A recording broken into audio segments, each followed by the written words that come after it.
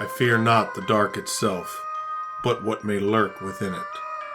Welcome to Lurk, bringing you creepy, strange, and bone-chilling stories, with your hosts, Tim Harrison and Jamie Jackson.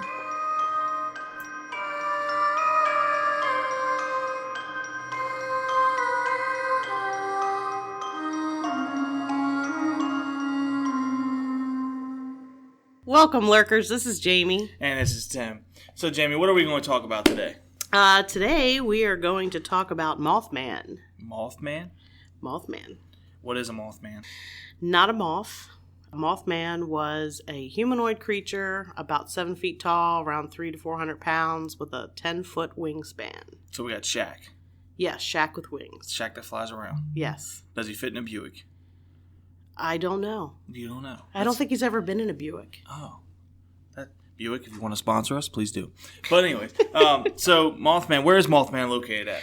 Mothman was seen in Point Pleasant, West Virginia from November 1966 to December 1967. So way before any of us were born. Yes, even me. So, Point Pleasant, West Virginia, is there a reason why Mothman's there? I don't know. There's lots of different speculations we can talk about in our conclusions. Okay. So I see you got like 10 pages of notes there. So I'm going to go ahead and toss it over to you. You tell us about Mothman and basically where did he come from? We'll see. So Mothman, November 12th, 1966. A gentleman by the name of Kenneth Duncan and 4 other men were digging a grave for Mr. Duncan's father-in-law, actually. This was in Clendenin, West Virginia, so not Point Pleasant, but nearby. Kenneth saw a human-like creature fly out from the trees, and then it flew low over their heads. The other 4 men did not see the creature before it disappeared. Mr. Duncan said the creature was brownish, and took off from behind the trees, flew in the air for a minute before going out of sight. The creature looked like a human, but was not like anything he had ever actually seen before. So this is actually the first documented sighting of Mothman. It's not one of the more famous ones. It's actually one that I didn't really know a whole lot about. So a little bit different color than what the majority of people reported seeing. So it's not a bat, basically, right? No, it's not a bat. So let's cross off a bat. What about a raven? Ravens can get pretty big, right? No, but they're black. Well, see, we're already crossing off some items here. The only reason why I say it's because, a lot of people, when they hear Mothman, they say things like it's very easily explainable. It's this, it's that. But not in Point Pleasant, West Virginia. You don't have some of these things that people say it is. Right. So, go ahead. Continue. I'm sorry. 2 days later, November 14th, 1966, gentleman by the name of Noel Partridge is how I know him. The name Merle Partridge also comes up. He was watching television around 10:30, and the picture on his TV turned to what he described as a herringbone pattern. Probably similar to static in a way, but not as random. I imagine there was actually a pattern to it. And the TV also started to whine. It increased in pitch, and then it would cut off when it would get to the high point, and then it would start again and crescendo and cut off again. He said it was similar to a handheld field generator that was used for portable radio transmissions in an emergency. So at that point, Bandit, who was Mr. Partridge's German Shepherd, was on the porch, and he began howling towards the barn. He was facing the barn, he was howling and carrying on. Mr. Partridge went outside, shined his flashlight towards the barn, and he picked up the glow of 2 red pulsating eyes that he said were similar to bike reflectors. At that point, he also saw a moving red circular object in the sky, off in the distance. They were lights off in the distance. So like in the far back. Yeah, not on his property, but back on the horizon in the distance, he saw these red circular lights that were moving. He saw bike reflector eyes, and then he saw lights in the background. Yes. Okay. He had been a resident of the area for quite a while. He was an avid hunter. He actually did some nighttime hunting in the area, and he could not recall any other animal that had any kind of similar eye shine. This was not anything that he had ever seen before in his time hunting and growing up in the area. Sorry, I hate to interject here again, but just want to clarify. He's a country feller. Yes. He's been out there for a long period of time. You know, we live out in the country. Mm-hmm. You live in some areas for a long period of time. You kind of know what's out in your area, regardless if you've seen it or not, if you heard it or not. You just know what's out there just due to living there. Right. Yeah. I mean, if you're a hunter, you know what animals are there and what don't belong there. So you become familiar either through knowledge or experiencing them yourself. And then his TV's acting, what is that? What did it do? It was making a whining noise, and then it had like a static herringbone pattern on it. So herringbone. Yep. So it lost the picture, basically, is what happened. You imagine if you're sitting in your house right now and people lost their TV. It would be on Facebook. Anybody lose Comcast? Yeah. So he lost his TV. He has his high, whiny, pitchy voice, kind of like signal coming through. His dog's acting crazy. He walks out. He sees everything going on. I mean, honestly, I wouldn't know what to do. I wouldn't be outside. Yeah, I think I would be frozen in fear. I'd be locking the doors. I'd trying to get the dog in the house and locking the doors. Would you be a little worried? Because basically your TV's inside and it's messing with your TV inside your house and your dog. I don't know, because I would probably think aliens would probably be my first thought if that happened. Listen, I heard some stories about some grays. We ain't playing with them. No. Not today. Sorry. Go ahead, continue. Okay. He picks up the eye shine. Now, the distance from the house to the barn was about 150 yards. That meant whatever the eyes belonged to would have to be large in order for them to show up as large as they did. He said that he felt such an intense fear that it kept him from following the dog, who took off towards the barn. So when he picked up the eye shine, the dog saw it and took off to go tear up whatever it was in the barn. So the dog's carrying on, barking, snarling, running towards the barn. Newell Partridge, he ended up going back in the house, locking the doors, and he said that he actually slept with a loaded gun next to the bed all night. Wow. Yes. So what about Bandit? Bandit was on his own. Been pretty So now Bandit was we're talking German Shepherd, so he was a hefty dog. He was probably about 100 pounds. Probably thought the dog would be fine. The next morning, though, Newell went outside to look for Bandit. The ground actually was muddy, and because of the dog's weight, there were actually quite a few tracks. So he could see the dog's tracks running to the barn. And then when he got to the area roughly that he thought the creature was, that he was picking up the eye shine from, there were circular marks like the dog was running, chasing its tail. Has it ever done that before? No, the dog had never done that ever before, never really chased his tail. There were the tracks leading to the barn, to the area where the dog was running around in a circle, but there were no other tracks leading away. And the dog was gone, and he never saw the dog again. So a farm dog just disappears. 100-pound German Shepherd gone. No explanation. After seeing a creature that he clearly can't explain, there's some weird thing in the background. Mm-hmm. Like, I don't know about y'all. I don't know how real estate worked back in the day. I'm selling and then buying a house on the ground, or I'm buying some land, I'm digging on the ground. Because clearly something's flying around in Point Pleasant, West Virginia that's just taking dogs. Yes. Next, I want to talk about the McClintock Wildlife Management Area, because a lot of the stories that happen after this take place in this area. And this area actually is what many consider the Mothman's home base. This is where he lived. So in 1942 to 1945, it was known as the West Virginia Ordnance Site. It was a U.S. Army site, and it was about 8,000 acres. It was used to produce TNT. So they stored the explosives in bunkers or igloos that were scattered on the landscape and covered in dirt and grass, so that from the air it looked like rolling hills. So if there were any enemy surveillance of any kind, you couldn't tell what they were doing there. It was decommissioned in 1945, and the government deeded the industrial portion to the state of West Virginia, but they stipulated that it needed to be used for wildlife, and that's how the McClintock Wildlife Management Area came to be.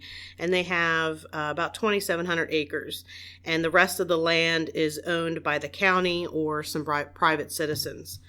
It's also referred to mostly as the TNT area, and that's how I'll refer to it from now on.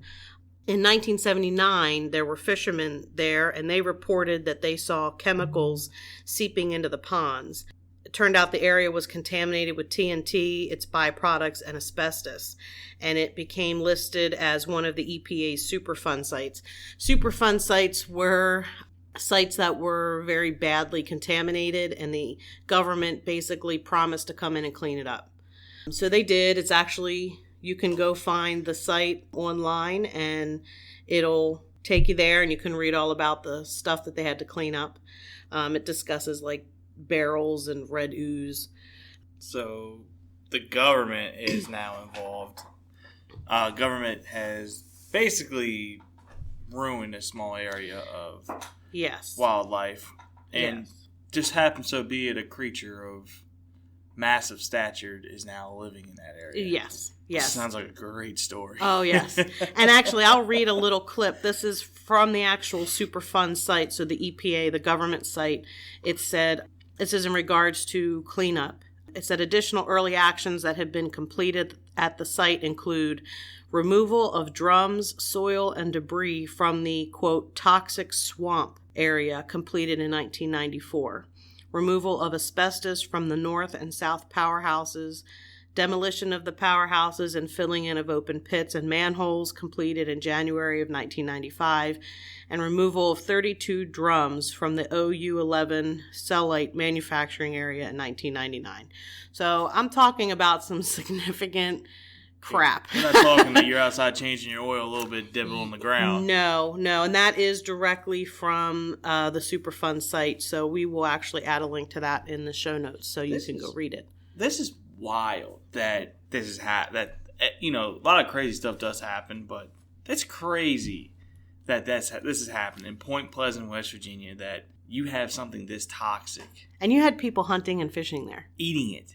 Yeah. You know what I mean? I don't know about you guys, where we come from, you shoot it or you catch it, you eat it. That's the point, right? You don't waste anything. Mm-hmm. So imagine what came about from what they've eaten and gotten. Who knows? Oh, my goodness. I mean, I visited the TNT area in the 90s, and I can say that I actually saw a pond that had, it was kind of a reddish tint, and it kind of was oozy looking. It was really not a normal looking pond at all. Had some of the lily pads kind of were weird. They were larger than what lily pads that I've seen. They might have been completely normal lily pads, but I've never seen them as large as they were. How big do you think they were approximately? I don't know. It was 1990 something, and that was a long time ago. 1990 something. Yeah, you weren't even alive. We're not going to talk about that. You got wisdom, okay? Wisdom and life experiences. I'm old. Tim's calling me old in a nice way. I'm not calling her old, I promise. The TNT area was used a lot, not just for hunting and fishing, but a lot of people used it there were a lot of drag racing. It was kind of a hangout.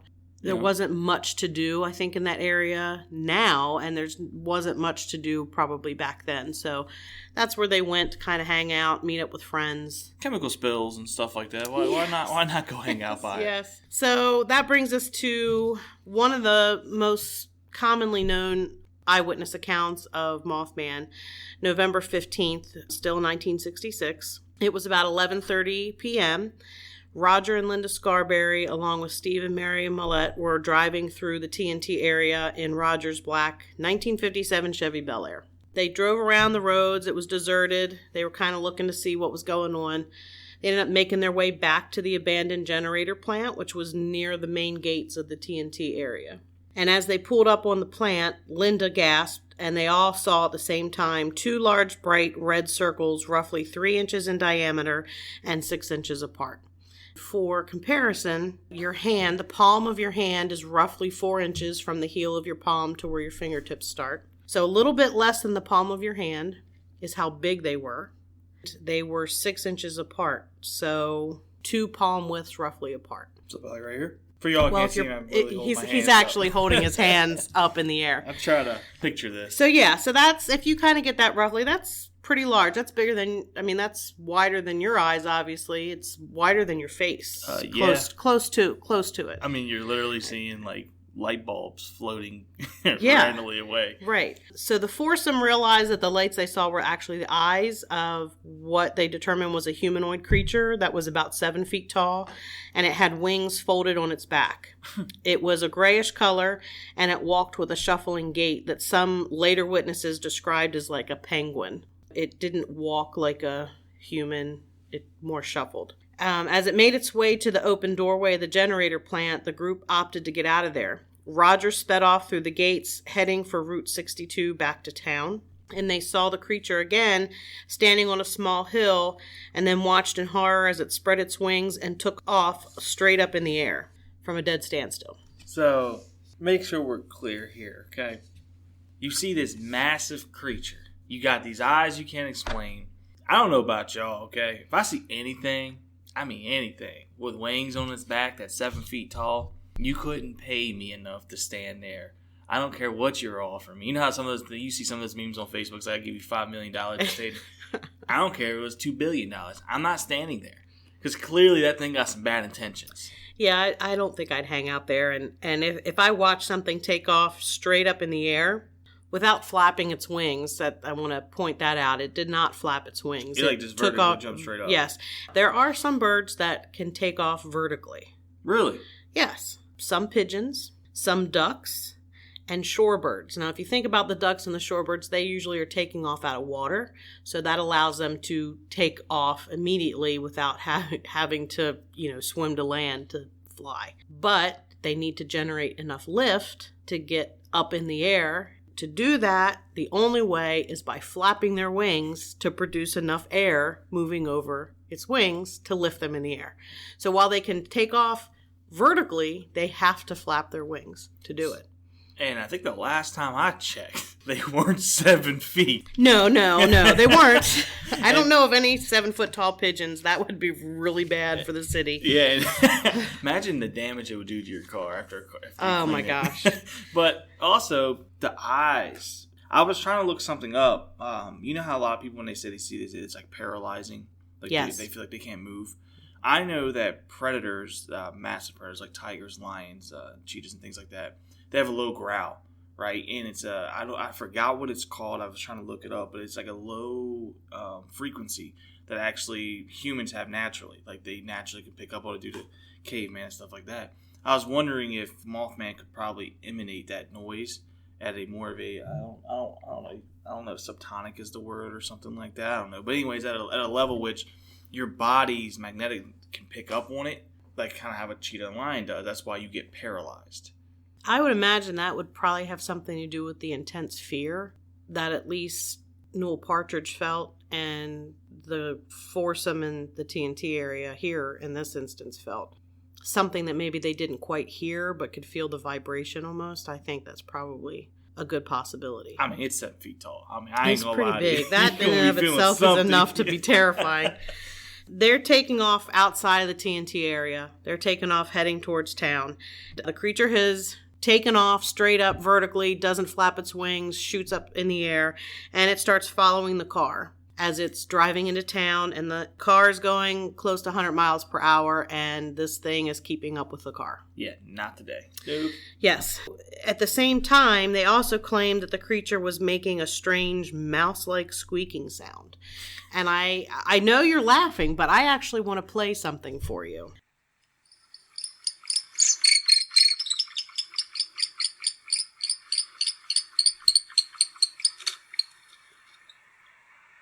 All right, so thoughts. Well, hold on. Other than that being absolutely just the weirdest noise I've heard and absolutely obnoxious, it sounded like, a hamster wheel? Yes. When you get it going and the hamster's going. That's what it sounded like. And you're telling me a 7-foot creature flying next to a 100-mile-an-hour car looking in the car made this noise. Well, all I'm saying is that noise actually is a barn owl. So barn owls make very strange noises, not like your typical owl. Their hoot actually sounds more like a screaming woman. They communicate, they make these chirping, squeaking noises. Owls, are pretty intimidating. They're pretty vicious. They are. Not to humans, usually. But anyway, I'm just... Pee one off and, True. I'm just throwing that out there. Okay. But, again, I don't think we've ever seen an owl 7 feet tall. No, I've never seen a 7-foot tall owl. Anyway, the creature is following them at 100 miles an hour as they're headed to town. Once they get to the city limits, they don't see the creature anymore, so it has stopped following them. They did make a point to mention that they had seen the body of a large dog lying on the side of the road just before they got to the city limits. So that's something that they thought was important enough to mention. They went straight to the sheriff's department. They were pretty freaked out. They didn't go home. They went straight to the sheriff's office, told Deputy Millard Halstead their account of what happened. Deputy Halstead knew the couples, and they were considered good kids. They never were any trouble, never had a problem with these people.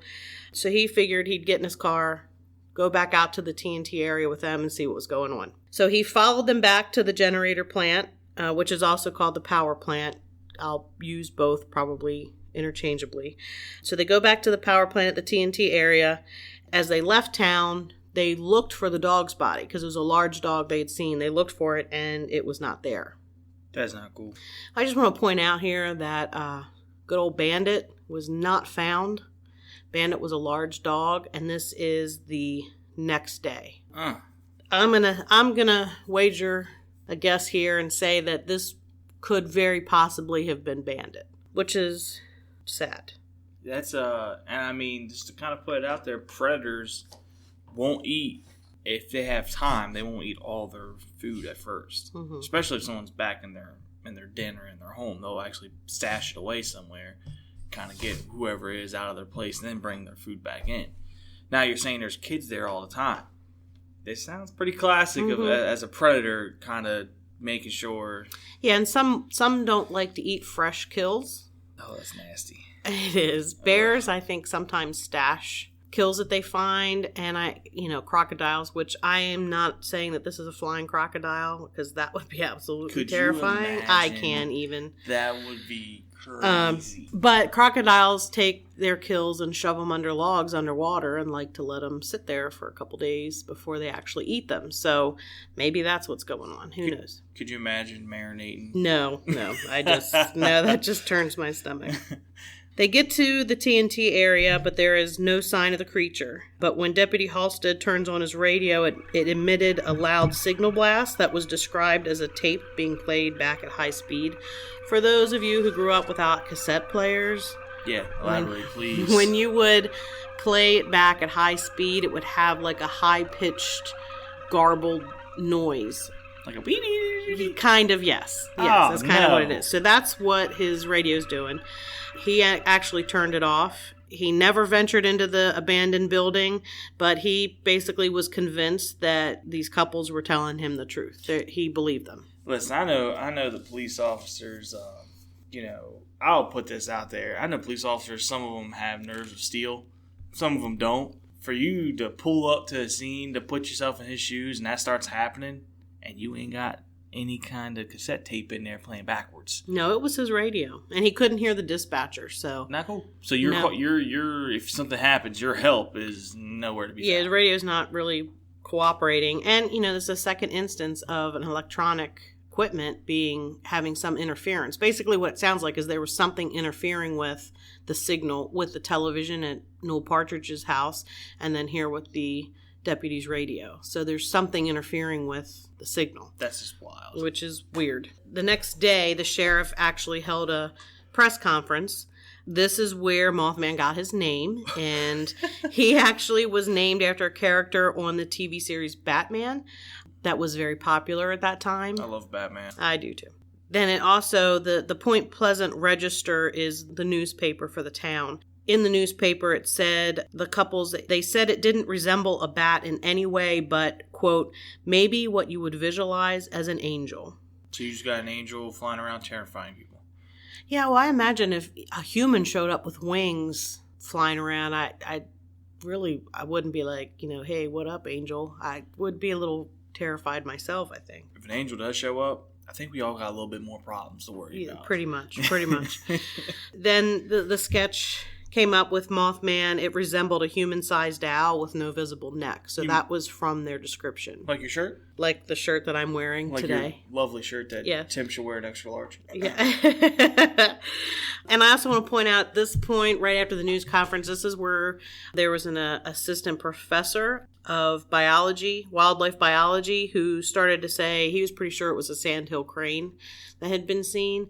Sandhill cranes are not from this area. They usually don't come that far east. And they have very thin, skinny necks, when this creature didn't really have any noticeable neck at all. They don't have red eyes. They have a red patch on the front of their head. So you'd need 2 sandhill cranes to make 2 red patches, but they don't glow. Does it reflect at all? No, it doesn't. The sheriff, he said he thought it was probably what they refer to as a shite poke, which is just basically any large crane, which could be a heron, a blue heron, whatever, which I'm familiar with. Most people are familiar with a great blue heron. Also, very long, thin beak, very thin neck, not 7 feet tall. No reflecting eyes. 3 inches. But that's what they were diameter. saying. They were kind of discounting it. They're just trying to explain something. Do you want to say, yep, sure, yep, that's a giant 7-foot creature with wings. We don't know what it is flying around. I think a lot of people also need to take that in consideration, too, because when they hear this, first thing they start screaming, government cover-up. Because there is things like that does happen, okay? Right. We're not oblivious here, but you got mass hysteria. I mean, take a look at the pandemic that just, we're still currently in, you know what I mean? People were freaking out and buying up everything. Could you imagine if someone said, hey, by the way, there is a 7-foot creature we can't possibly explain that can take a 100-pound dog without anyone hearing it, yike, mess with radio frequencies, and just disappear and keep up with a 100-mile-an-hour car flying while looking at your car making a high squeaky noise? Could you imagine what people would do? Buy toilet paper. Yeah. If you ever need 2-ply, let us know.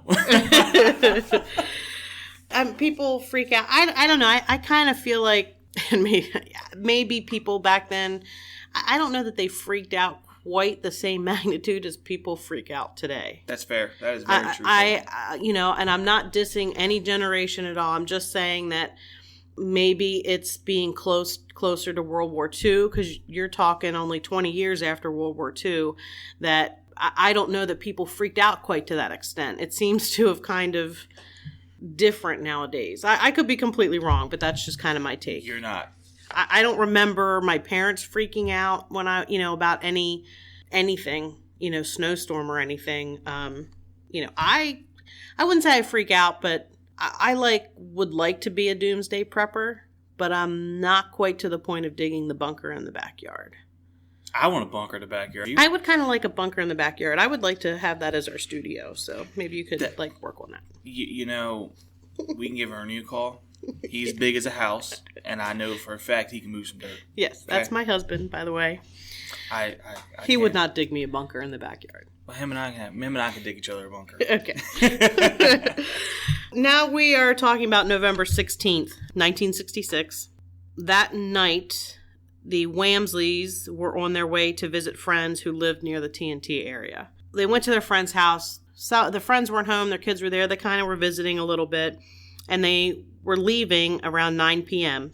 And when they went outside, they noticed some strange lights in the sky. And they're telling everybody, come out here and look at these. And everybody's like, it's an airplane.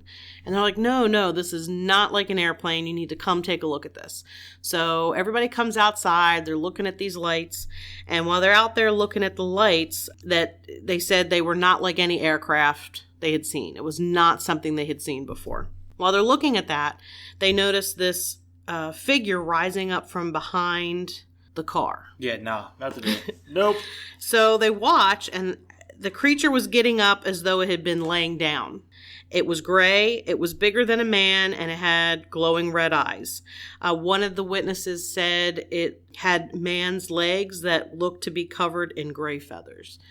So this is one of the only witness accounts of what its skin looked like. Some say it's featherless, but they actually were pretty close, I would imagine. And they said it had a man's legs covered with feathers. They actually stood there kind of hypnotized, staring at this thing, and it unfolded its wings. Oh. At that point, they all kind of snapped out of it, bolted back in the house, locked the doors. You better grab everything you can get a hold of. I don't care. You got a little spatula. You swinging that thing. Right. Huh? Right. So they're in the house, and as they're in the house watching, it shuffled onto the porch. Shuffled? Yeah, it shuffled again. Same shuffling motion. Okay. And it was pushing against the door, and it was looking in the windows. Huh? Yeah, I'd seriously poop my pants. I'm sorry. That is not I would cool. crap my pants. Oh, my goodness. So they actually did, when they went into the house, they did call the police. And it takes them about 15 to 20 minutes to show up. But in that 15 and 20 to 20 minutes, there was no sign of the creature once they got there. It was gone. I mean, what would they do? They pulled up and they saw something just chilling, leaning, pushing on the door, looking in the window. Shoot You it. know? Yeah. I mean, Sorry, shoot it. Like, So, oh my goodness. yes. So the next night, across the Ohio River, a woman woke up to her dog barking about 4:45 a.m., and she went to investigate, looked out the kitchen window, and saw an enormous circular object hovering above the trees that she said was the size of a small house, and then it glowed with bright red and green lights. The object made a zigzag motion and then disappeared. So this is one of the UFO accounts that is also happening about the same time. So this is like the third, I think Blues with the third account so far. Okay, so you had Noel Partridge saw the moving circular red lights off in the distance. You had the Wamsleys and their friends coming outside the night before, seeing weird lights in the sky. And then you have this lady who actually saw a circular craft the size of a small house floating above the trees. Yeah. All at the same time. Mind you, y'all, I don't think back in 1966, 1967, they don't have helicopters or anything that can float. No, I mean, they had helicopters. It wasn't that long ago. We had helicopters in 1966. I just showed you how uneducated I am. I am sorry for that. Tim's a baby. That So... was bad. I mean, but they didn't hover sound. I mean, like, they aren't circular. They aren't covered with red and green lights. It's not a helicopter. I mean, we had helicopters back then. We had helicopters. We had plenty of helicopters. But they didn't hover like that above the trees. They weren't circular. They didn't look anything like what this woman's seeing. Okay, well, let's play devil's advocate here real fast. So, if we had helicopters, could we been experimenting with stuff? I mean, that's a possibility. Just 4:45 in the morning, though? Ain't nobody got nothing better to do. You know, kind of where that is. I mean, Point Pleasant, that's kind of a rural area. I don't know that they would be there. I mean, it's not like the TNT area was being used by the military anymore. You know, it had been shut down since the 40s, late 40s. So I don't get too far off topic. I'm sorry. That's okay. I'm just curious. Not a problem. So later the same day, the 17th of November, a 17-year-old boy said he saw a huge bird dive at his car, and it pursued him for 7 miles. So again, you've got this thing chasing cars. Yeah, like you know what I mean? Like, why does it pick cars? I don't know. I guess because they know people are in them. I don't know. Are they chasing the car, or are they chasing what's in the car? You know that, like which thing do they want? Do they want to? Are they going after the car, or do they know that there are people in the car? You know, this sound terrible. You know what this sounds like to me? Mothman likes his lunch moving. So basically, if you think about it, we're in cars. Mm-hmm. That's his lunchbox. Pretty much. So we're in moving lunchboxes for him. Yeah. He must be a hungry feller. Snackables. All right. So the next day, November 18th, there were 2 firemen, Paul Yoder and Benjamin Enochs. They were in the TNT area, and they came across a large bird with red eyes. They said it was definitely a bird, but it was huge and not like anything they had seen before. The reports, they were coming in like crazy. A car full of teenagers driving saw a creature in their headlights. They said it was man-sized and bird-like, and it scurried into the woods. So again, we have that weird scurry shuffling. An elderly man saw the creature standing in his front lawn. He went to see why his dog was barking and saw a 7-foot-tall gray figure with large glowing red eyes. He said he watched for a few minutes, and then the creature flew off. That's wild. And then during all this, after their encounter, the Scarberries, they were living in a trailer at the time of their sightings, and they began experiencing some poltergeist-type activity. So they were hearing strange noises coming from outside their trailer, like around the trailer at night, and they were said to be beeps and loud garbled noises, and they were also experiencing actual poltergeist objects moving, things like that in the house. They ended up moving into Linda Scarberry's parents' home because they were out of fear. They were terrified. But the noises actually followed. So it didn't stop. So it's like attached to them. Pretty much. And there were other people who were reporting hearing strange beeping noises as well. So there's a lot of strange things going on. That's not right. No. So November 24th, 4 people, 2 adults and 2 children, were driving past the TNT area. They saw a flying creature with red eyes. November 25th, there was a young shoe salesman who was driving along Route 62 north of the TNT area when he saw a tall gray humanoid figure standing in a field near the road when it spread its wings and shot straight up in the air like a helicopter. It soared over the man's convertible and circled. The man stepped on the gas, but the creature was able to keep up with the car at about 75 miles per hour. Again with the car.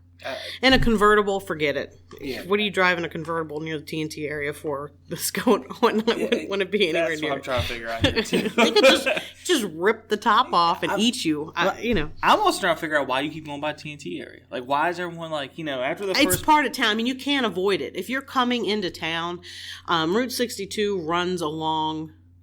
The road into the TNT area is off of Route 62. It's a main road in terrible. Point Pleasant. Yeah, that road goes into Point Pleasant. So that's how you get into Point Pleasant from certain areas. It's a main road. You can't not drive on it.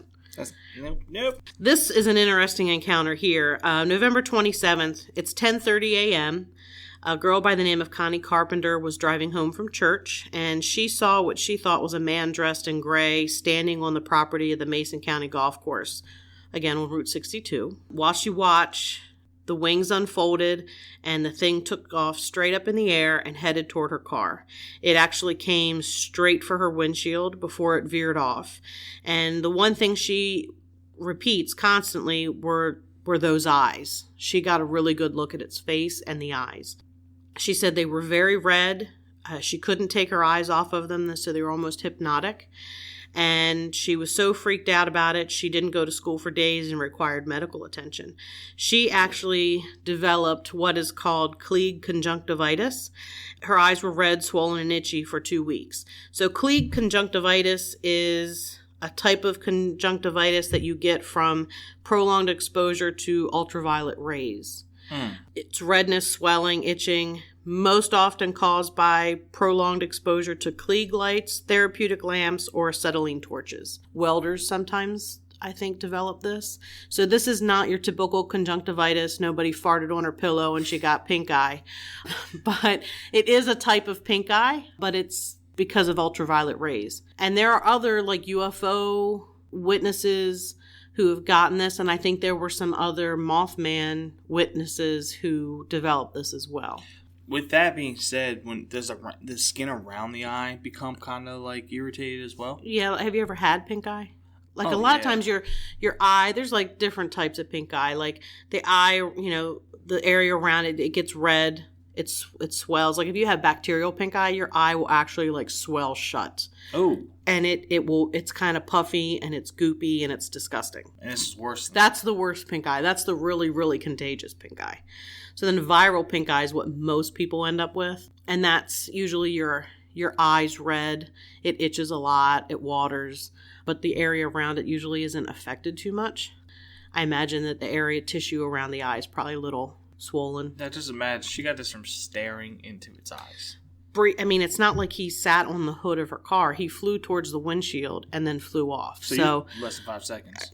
Maybe longer than 5 seconds. I don't know, but close proximity, not very long at all. And she ends up developing. I mean, she actually needed to be treated medically. That's crazy. Yep. And she did not give any interviews, really. She was afraid. She didn't like talking about it. But the one thing she would say, like, to officials was those eyes. And she said they were the reddest thing she'd ever seen, that she there's nothing that compares to that color red that she's seen. That's absolutely terrifying. Yeah, exactly. And this was at 10:30 in the morning. That we're not talking at nighttime anymore. Right. So clearly, Mothman, as you can tell, I mean, at least I'm picking up from, as you can correct me if I'm wrong, he's getting more and more, like, I guess you can say, confident. He's brave. Yeah, he's definitely grown a set on him. Yes. I mean, I don't want to be like that, but you know what I mean? You go from nighttime doing, every now and again to now you're clearly moving in the daytime. Mm-hmm. I mean, not just, 1 o'clock, 2 o'clock, more 10:30 in the morning. Other people are up. Yeah, people are seeing this now in the daylight. They're seeing them during the day, not just at night. And it could be because it was popular. I mean, after the news conference swarmed the TNT area during the day. So you've got more people kind of looking, but I think some of the people who reported this were not out looking for him. It was just they saw him in their everyday activities. Going about your daily routine. Exactly, and Could you imagine? You go, hey, Tim, I'm gonna go over here, run to the grocery store. Also, I get a phone call. Hey, yo, Tim, I just want to let you know, I just saw a Mothman. I'd be like, okay. Anyway, there's another sighting. Bob Bosworth and Alan Coates, they went out to the TNT area riding Alan's motorcycle, and they saw large red eyes looking at them from the old power plant building. They decided to get a better look, got off the motorcycle, and when they did, it started moving towards them. They estimated it was 6 foot 6 inches tall to 7 feet. It was broad-shouldered with a taper, the way a bird is shaped with its wings, broad at the shoulders, then tapered near the tail. So I think they talk about the taper. It's more about the wings on their back, not the body itself, other than it was broad shoulder. So you ride a motorcycle out to the TNT area, and you go, hey, it's a great idea. You see that way large creature way over yonder? Let's get off our bike and go look at it. Let's go take a look. That makes perfect sense to me. No, thank you. They said it had a large head sitting almost directly on its shoulders, but they said it didn't waddle or shuffle, but moved slowly and kept to the shadows. And eventually it moved off, and they heard the sound of wings. So it's like progressing with its walking, kind of like a toddler would, right? Similar, or whether it's just the way it was walking then, it was moving slow. So it still could have had a similar gait. It was on top of the power plant. They kind of looked. There were no ladders or anything to get up there. So it's not like somebody climbed up there and is pulling a prank. So they went from seeing it on the ground, saw it kind of like ease off. Now all of a sudden they look up. And how tall is the power plant, you would say? I don't know. It's been a long time.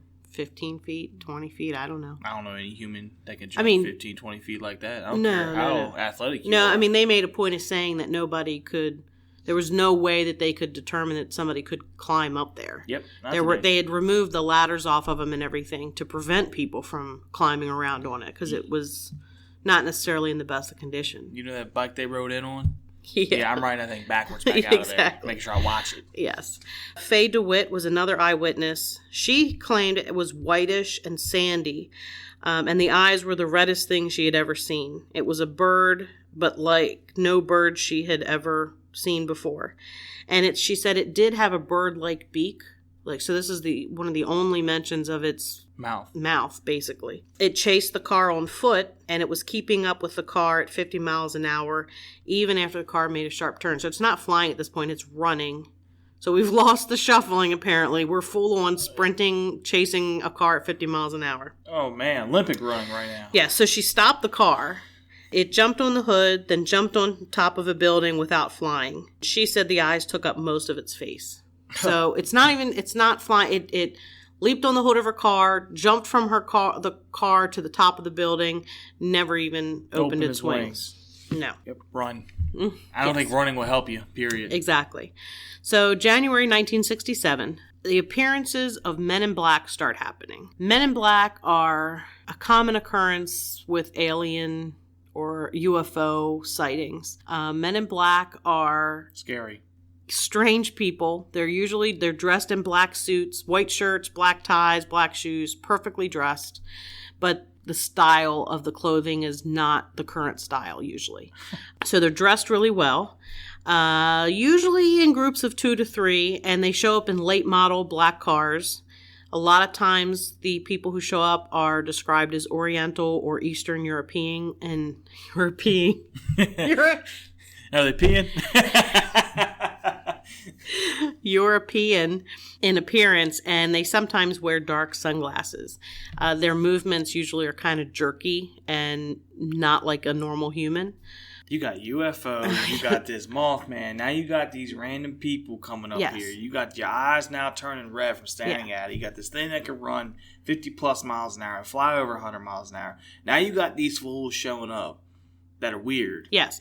And they actually were seeking out the Mothman witnesses. And they were telling them to be quiet, to stop talking about it, and actually threatened some of them. They were threatening? Yeah. They were telling these people, zip it, stop. Else. Yeah, stop talking about it. Oh, no, not today. March 5th, 1967. Not a Mothman sighting, but this, to me, was terrifying when I was a kid and heard about this. There was a bloodmobile. And for those who have no idea what I'm talking about, like Tim, a bloodmobile is basically the vehicle that's used to transport the blood that's collected at a blood drive. So this vehicle was at a blood drive earlier in the day. It's got all the pints of blood stored in it. There's nurses, nurse in the vehicle, the driver and everything. They're driving down Route 2, which is outside of Point Pleasant. It's at night, and while they're driving, this glowing object comes down, starts chasing the bloodmobile. And it has these two claw-like protrusions, and it's like it's trying to grab the vehicle. This isn't Mothman. No, this is like a UFO. This is an aircraft of some sort. Some sort of weird object, two claw-like protrusions trying to grab the bloodmobile. Chasing after this bloodmobile, trying to grab it. Well, they have the gold arm blood in there? I don't know. So that was going on until an oncoming car lit up the scene with its headlights. And when that happened, the thing disappeared. It flew off. It retreated. It left. So, but you have people in this vehicle that you're talking like there's like nursing staff in this vehicle. It's not people who are going to make crap up. Well, they were crapping their pants. That's yeah, seriously. Put that out there. I don't care how manly or womanly you are. You pooping yourself. Yeah, exactly. So all said and done, there's more than 100 people who saw the creature between 1966 and 67. Most of them had the same description: gray, larger than a man, 10-foot wingspan, able to take off straight in the air like a helicopter without flapping its wings during flight. Many said that it had a head and neck that blended together, and no one really described its face other than the red glowing eyes and the one mention of it having a beak. Can you imagine how big the beak would be? No, I don't even want to imagine it at all. So with that description, my question, I was curious, if humans had wings, how big would their wingspan be? I mean, I'll say I'm 5'8" on a good day. I'm not a tall with fella, heels. With heels. I'm just joking. I'm gonna tell you, look, I got a nice large foot and it's pretty fat. So I would say my wingspan's like 6 foot. My hands go out further. I got large hands, so I would say anywhere from 6 to 7 feet, probably. Wrong. So, okay.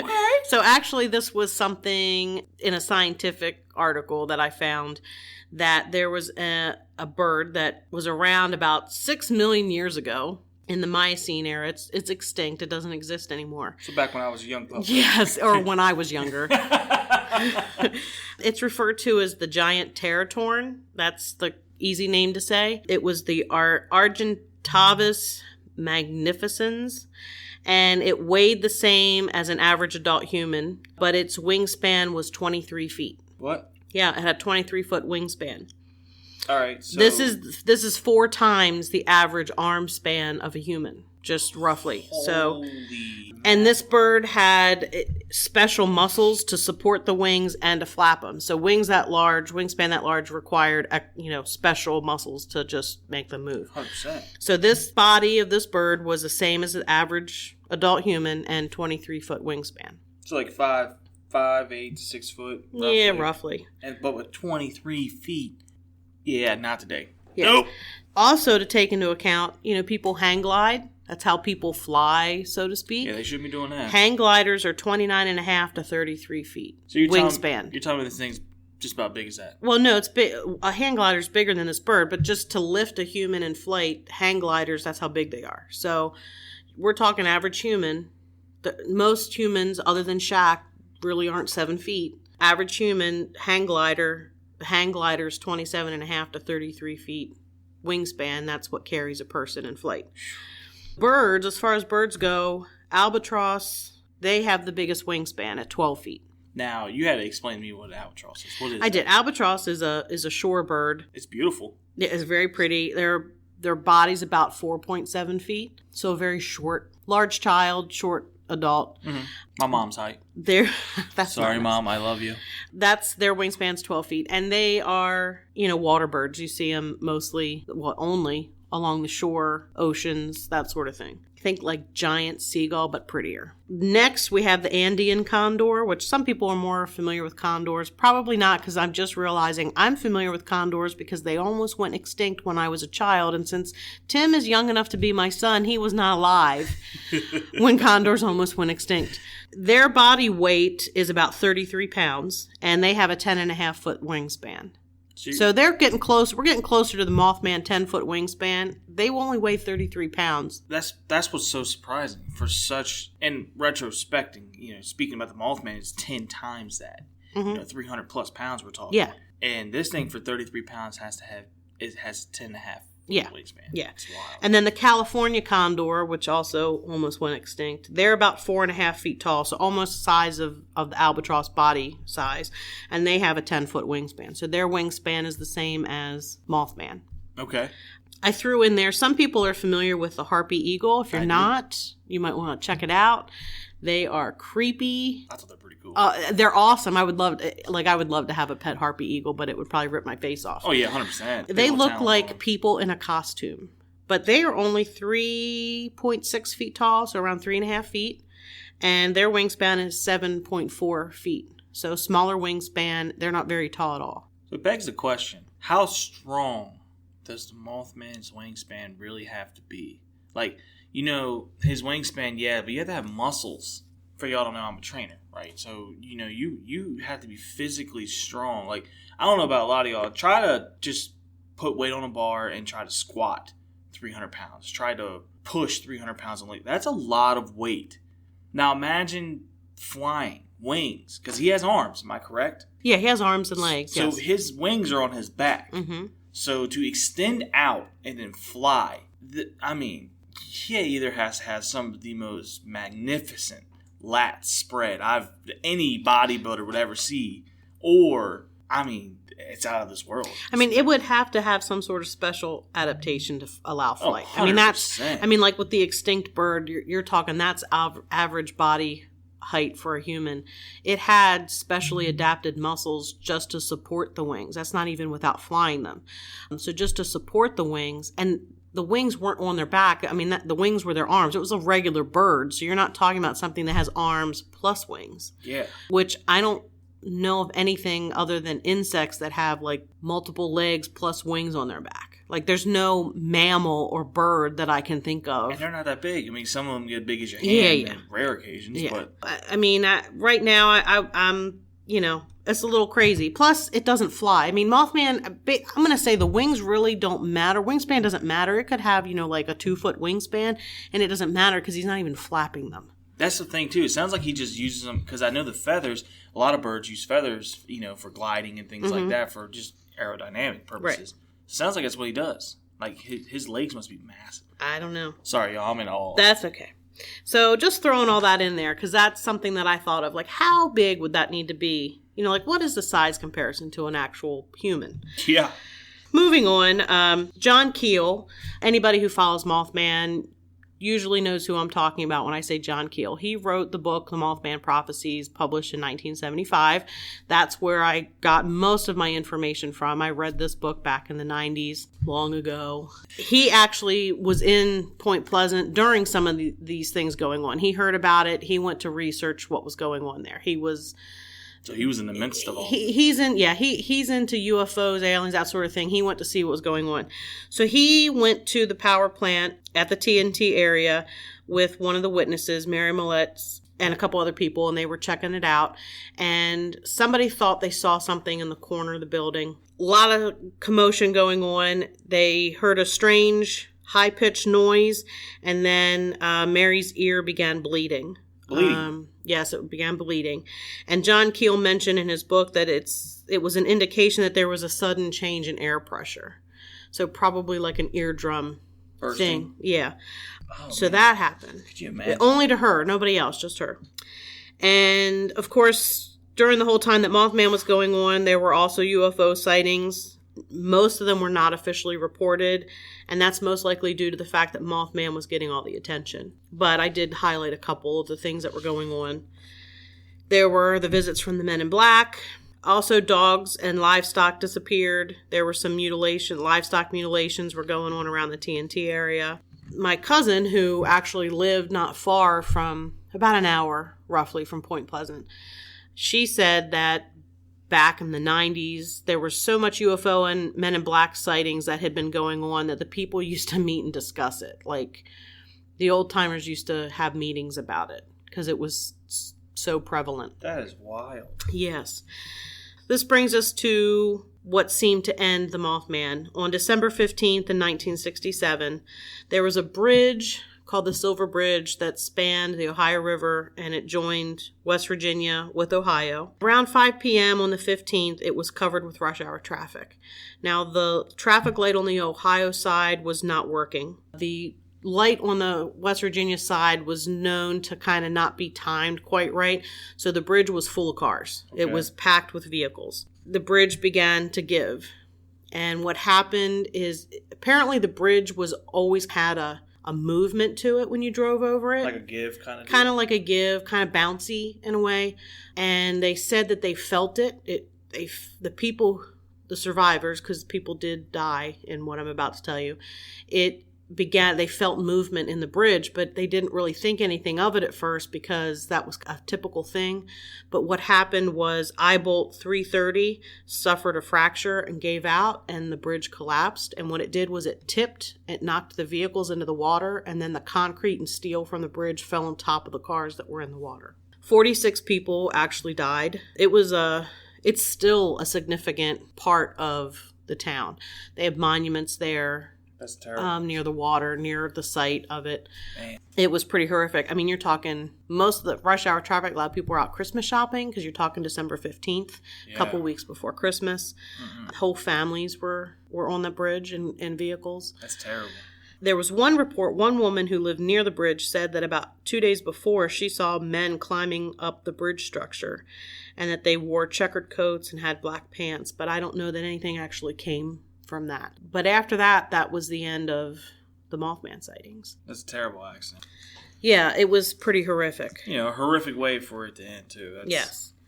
Oof. That kind of brings us to our discussion of what is Mothman. Like I mentioned, the associate professor of wildlife biology at West Virginia University thought it was a sandhill crane. I don't think it looks anything. I think we can pretty much rule out sandhill crane. I think we can, too. I think that's a ridiculous comparison. Ridiculous would be a very nice way. Yeah. Somebody looked into the possibility of owls. Somebody not being able to judge the right height of something. And they looked at a barn owl. Now, the clip that I played earlier was the barn owl making that mouse squeaking noise almost. That's one of their vocalizations. The only issue is that barn owls, their eye shine is not red. So that completely leaves that out. Not going to be a barn owl. A barred owl does have red eye shine, but they don't usually grow 7 feet tall. Yeah, they're saying some crazy like 13 to 16 inches. Yeah, they're not very big at all. No. Yeah. But, maybe if it's roosting on something. But there were people who saw this thing standing in broad daylight out in the field and flying towards their car. I'm pretty sure they can determine whether it's an owl or not. And I don't know about you can correct me if I'm wrong. Owls typically operate more. They're nocturnal creatures. They're nocturnal, yeah. A lot of people think that it was a harbinger of doom, that it was there only to warn people about the bridge. I kind of question, how did people know that that's what he was warning them about? Yeah. A lot of other places claim to have sightings. I haven't really read a whole lot about an actual sighting that I thought was actually a Mothman sighting. A lot of them have been debunked. There's been some photos taken of things on bridges and whatnot, and it's either photoshopped or it was determined to be a piece of the actual bridge structure that was broken off. Okay. And situated in a way that it kind of resembled something crouching, perched on the top of the bridge. It's kind of like the perfect picture taken right at the right time. Yeah, pretty much. There's a story about Chief Cornstalk. You kind of have to bring up Chief Cornstalk when you talk about Mothman. And Chief Cornstalk was one of the Native American chiefs in the area. And there was a fort there in the area of Point Pleasant. I believe it was Fort Randolph. Cornstalk went there with a couple other chiefs to try to bring about a peace, some sort of peace settlement with the white settlers there. What happened was Cornstalk and the other chiefs were imprisoned by Captain Arbuckle. And then 2 days later, Cornstalk's son came to visit him, and then they also imprisoned him. So you got 5 people in prison. November 10th, soldiers were out hunting, and they were ambushed by some natives. And then in retaliation, they went, Cornstalk, his son, 2 other Native American chiefs, they were all murdered. They killed them.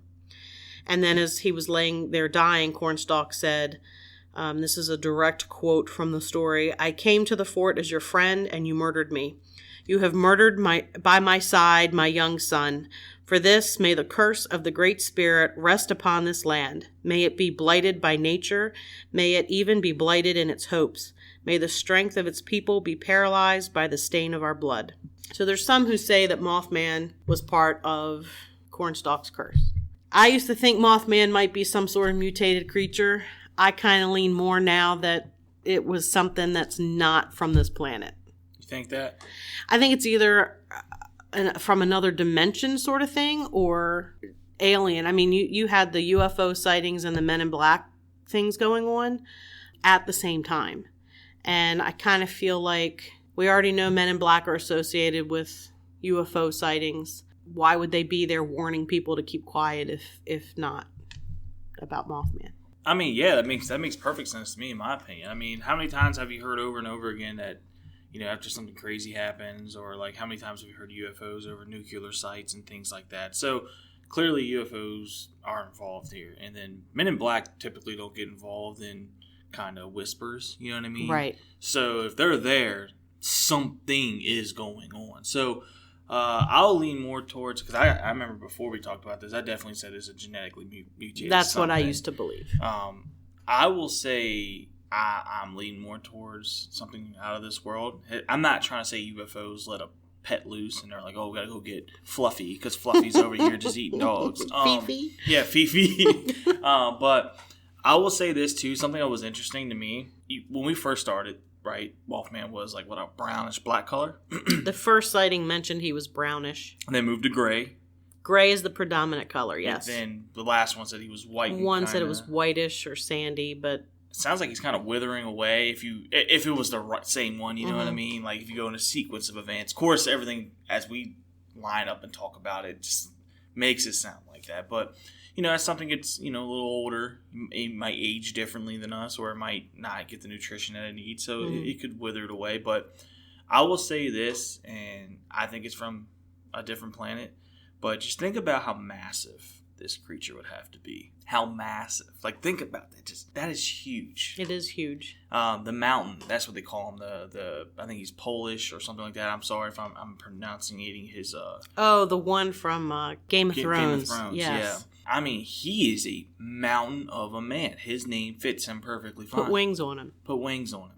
Shaq is a only massive, 10 foot wings, 10 foot wide wings. And man, just think about that. You know, these are, I mean, massive humans that we rarely. There's not a lot of them walking around as big as he is. Right. There's tall people, of course, like tall, you know, basketball players. I think the average basketball player now is like 6'4", 6'5". So, you know, but think about that though. You know, 6'6", 6'7", 7'1", 300 pounds, just massive person. You don't see a lot of them that can move, that can actively move. That's athletic. That's crazy. So he's definitely, in my opinion, not from this. I'd have to agree.